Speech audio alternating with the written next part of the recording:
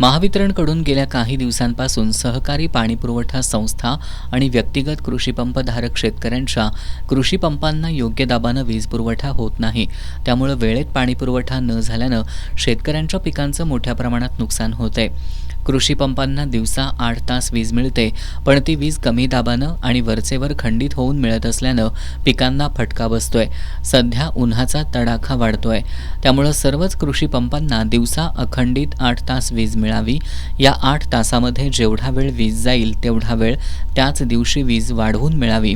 सर्वच कृषीपंप आणि सहकारी पाणीपुरवठा संस्थांना योग्य दाबानं वीज पुरवठा व्हावा. नदीकाठच्या कृषीपंपांना सोलर सक्ती करू नये, त्यांना फीडरवरूनच वीज कनेक्शन द्यावीत. महावितरणच्या चुकीमुळे शेतकऱ्यांची पिकं वाळल्यास महावितरणनं शेतकऱ्यांना नुकसान भरपाई द्यावी. या मागण्यांसाठी आज इरिगेशन फेडरेशनच्या वतीनं महावितरण कार्यालयाच्या आवारात ठिय्या आंदोलन करण्यात आलं. सकाळपासून कोल्हापूर आणि सांगली जिल्ह्यातील शेतकरी महावितरणच्या आवारात ठिय्या मारून बसले होते. दरम्यान दुपारी महावितरणचे मुख्य अभियंता स्वप्नील काटकर यांनी ठिय्या आंदोलनस्थळी येऊन शेतकऱ्यांशी चर्चा केली. तात्पुरत्या स्वरूपात आठवड्यातून 3 दिवस रात्री आणि 3 दिवस दिवसा कृषी पंपांना वीज पुरवठा करू अशी ग्वाही त्यांनी दिली. यानंतर कोल्हापूर जिल्हा इरिगेशन फेडरेशनचे अध्यक्ष विक्रांत पाटील किणीकर यांनी तात्पुरत्या स्वरूपात हे आंदोलन स्थगित करण्यात आल्याचं सांगितलं.